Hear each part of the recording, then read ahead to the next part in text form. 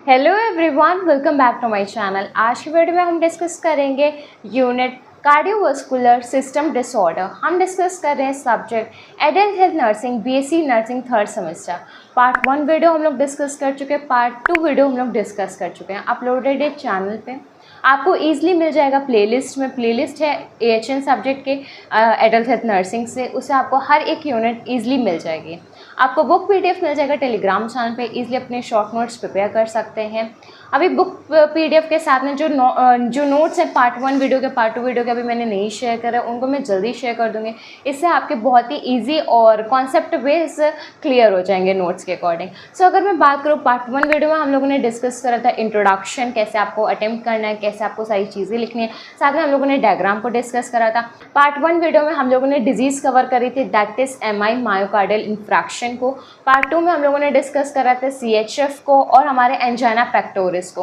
तो आपके जो इंपॉर्टेंट डिजीजेज हैं, जैसे कि आपको पता है कि लॉन्ग में क्वेश्चन आ जाता है इस सिस्टम से, तो वो चीज़ हम लोग कवर कर चुके हैं। आज के वीडियो में हम डिस्कस करेंगे जैसे कि आपके जो शॉर्ट में क्वेश्चन आ सकते हैं, जैसे कि आपका पहला है आर्टेरियोस्क्लेरोसिस टॉपिक। ये इंपॉर्टेंट है, ये आपके एग्जाम में शॉर्ट क्वेश्चन जो आपके 5 मार्क्स का होता है उसमें आ सकता है। कार्डियक डिसरिथमिया, ये आपका वेरी शॉर्ट में आ सकता है। फिर आपका आता है हार्ट ब्लॉक, ये भी आपका आ सकता है वेरी शॉर्ट में। आज के वीडियो में हम इन 3 टॉपिक को डिस्कस करेंगे। जो नेक्स्ट पार्ट 4 वीडियो होगी जिसमें हम लोग डिस्कस करेंगे हाइपरटेंशन टॉपिक को। हाइपरटेंशन टॉपिक आपका इंपॉर्टेंट है, साथ ही साथ इसी में हम लोग डिस्कस करेंगे हाइपरटेंशन क्राइसिस। बहुत ज़्यादा स्टूडेंट्स का डाउट है कि हाइपरटेंशन क्राइसिस सिलेबस में मेंशन है तो उसको हमें नहीं पढ़ना चाहिए। बट जो चीज़ आपके सिलेबस में मेंशन नहीं है आप उसको नहीं पढ़ोगे, पॉइंट बिल्कुल सही है। लेकिन आपके सिलेबस में मेंशन है हाइपरटेंशन। हाइपरटेंशन का सब टाइप्स में आपके जब पढ़ोगे डिटेल में, तब उसमें एक हाइपरटेंशन क्राइसिस करके है। तो कभी कभी हाइपरटेंशन क्राइसिस एग्जाम में अलग से क्वेश्चन पूछ लेते हैं, तो इसके लिए आपको हाइपरटेंशन क्राइसिस को डिटेल में पढ़ना है। वैसे हम लोग पार्ट 4 वीडियो में डिस्कस करेंगे हाइपरटेंशन और हाइपरटेंशन क्राइसिस को, तो उसमें हम लोग डिटेल में डिस्कस करेंगे, जिससे आपका सारा डाउट क्लियर हो जाएगा। आज के वीडियो को हम स्टार्ट करते हैं।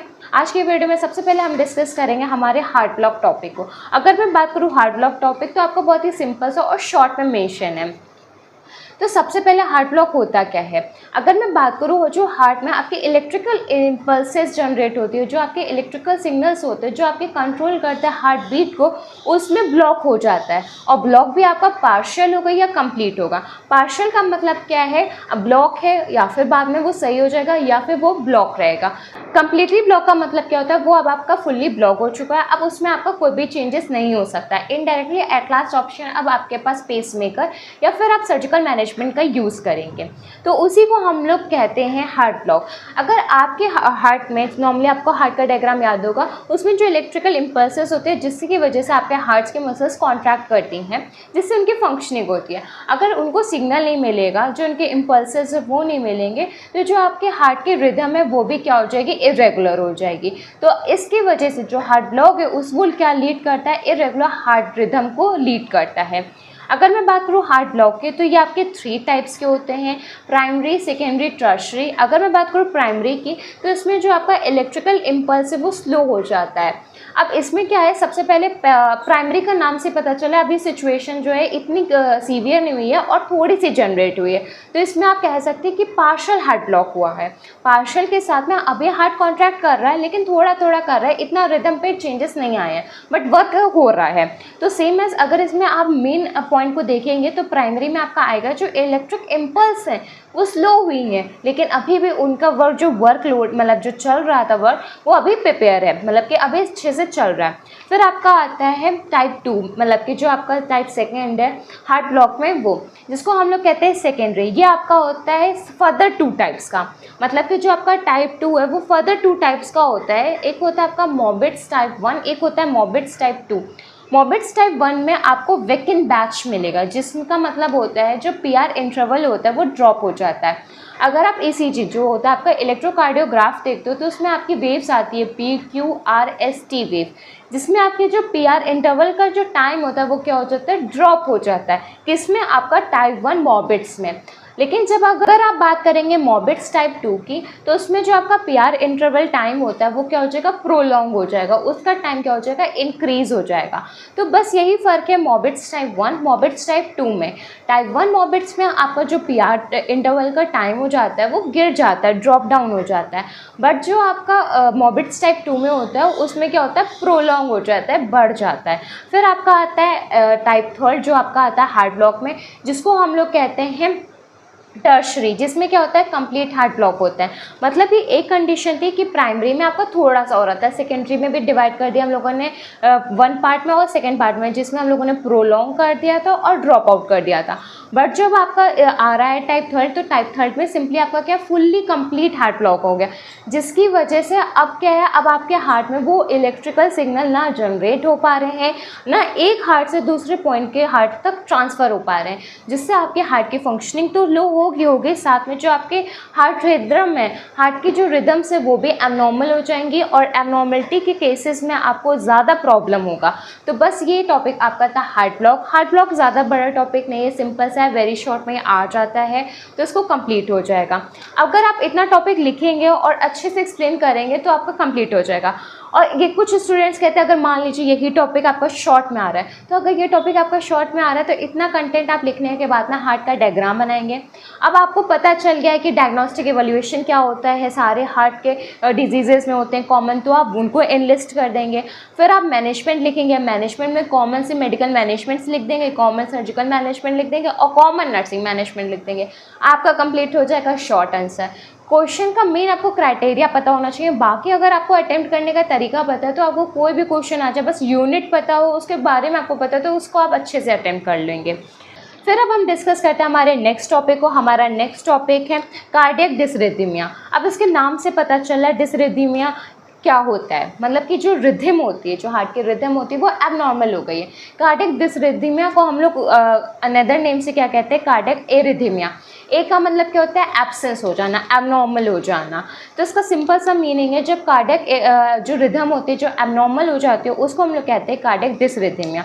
यह आपका मेनली आपका 3 टाइप्स का होता है।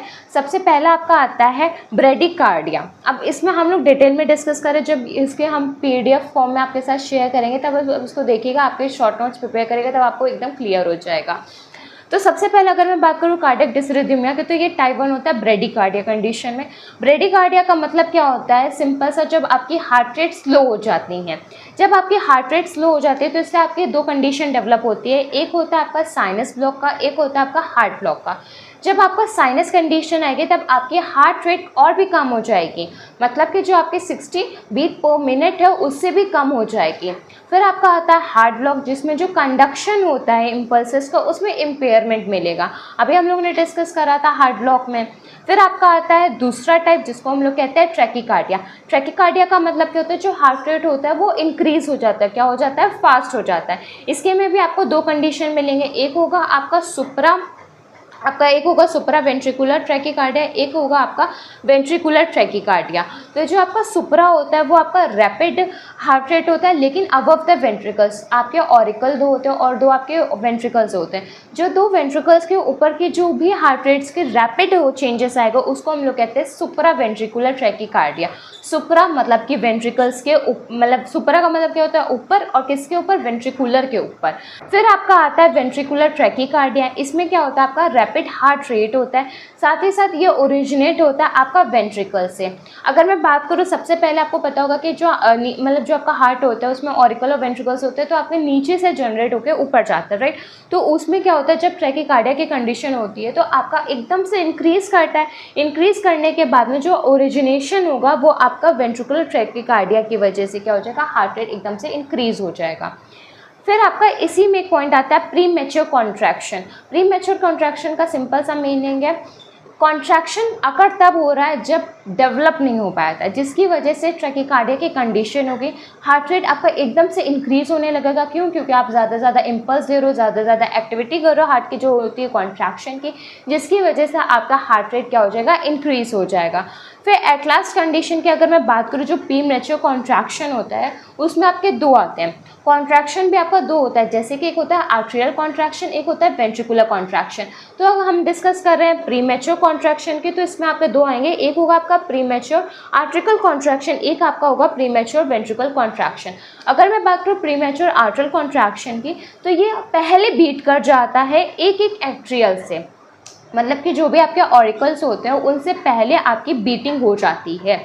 Early beats originates from the auricle is simply known as premature आर्ट्रिकल कॉन्ट्रैक्शन, मतलब कि आर्ट्रल इतना अब नहीं हुआ था, उससे पहले आर्ट्रल कॉन्ट्रैक्शन हो गया। तो सिंपल सा आएगा कि आपको बीट जो है वो ऑरिकल के उससे ही आपको पहले ओरिजिनेट हो गई।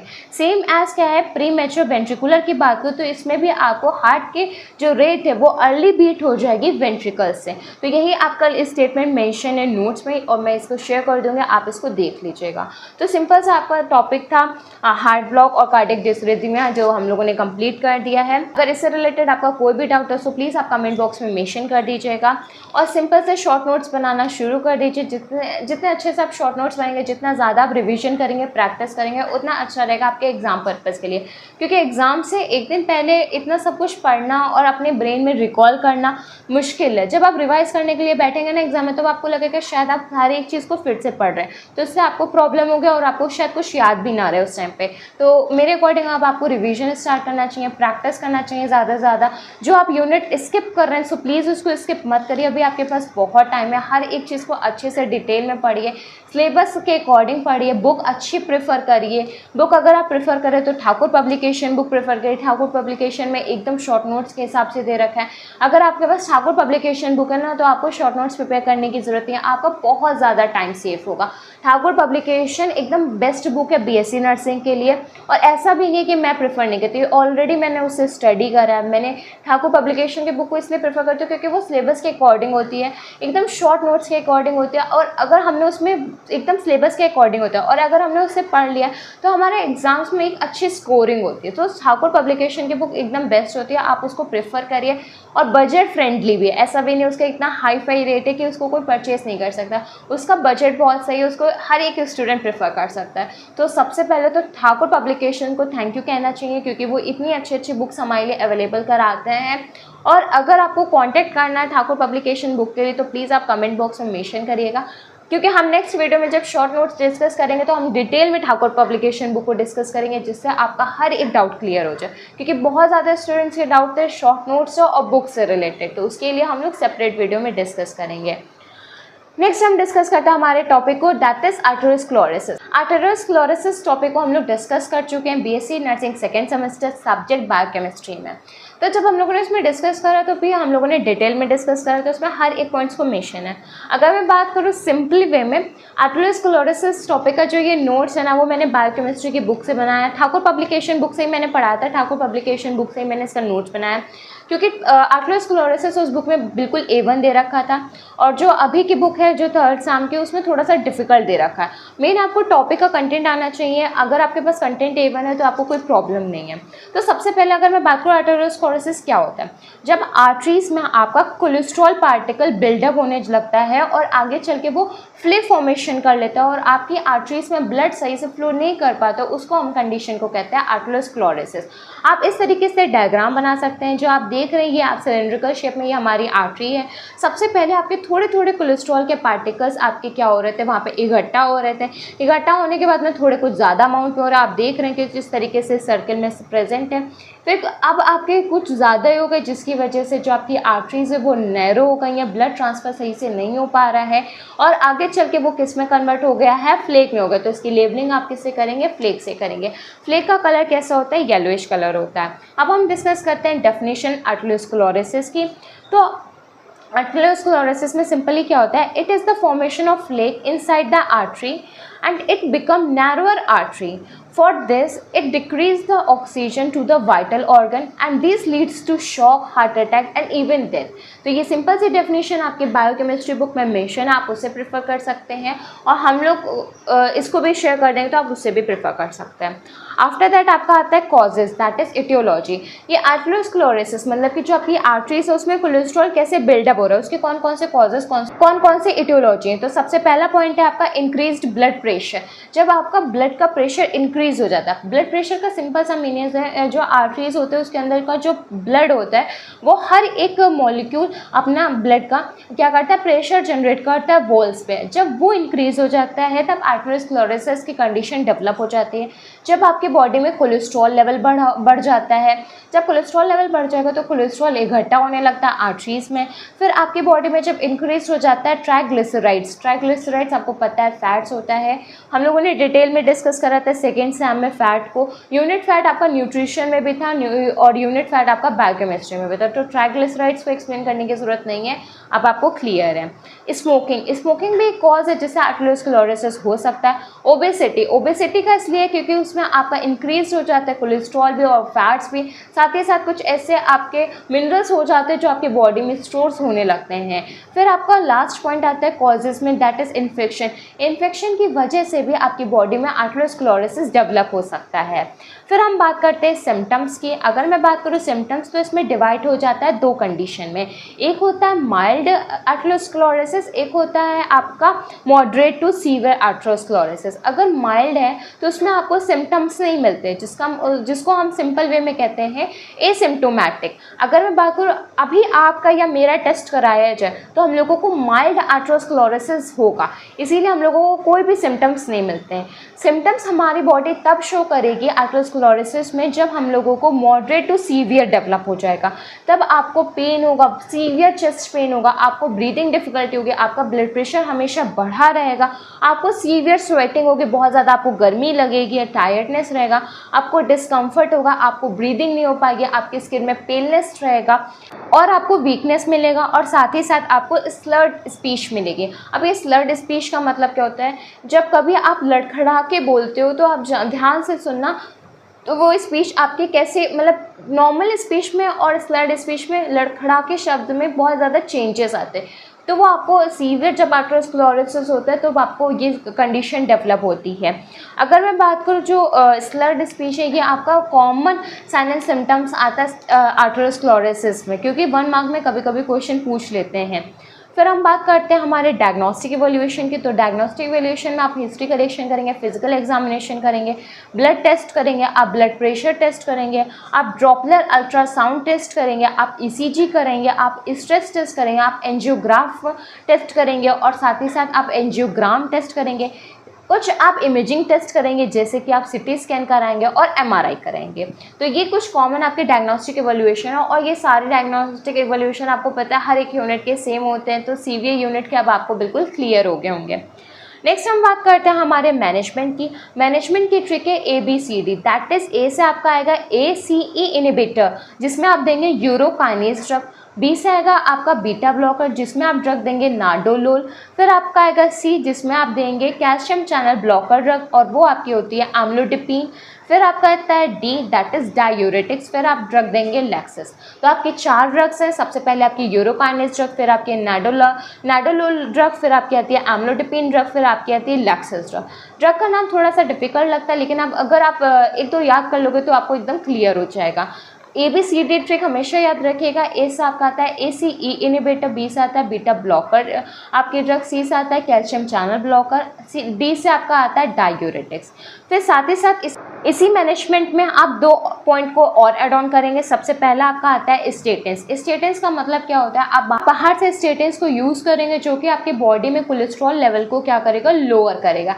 जिससे कोलेस्ट्रॉल लेवल लोअर होगा तो जो बॉडी में आपके आर्टरीज में बिल्डअप हो रहा था वो पार्टिकल्स भी वहाँ से क्या हो जाएगा, रिमूव हो जाएगा।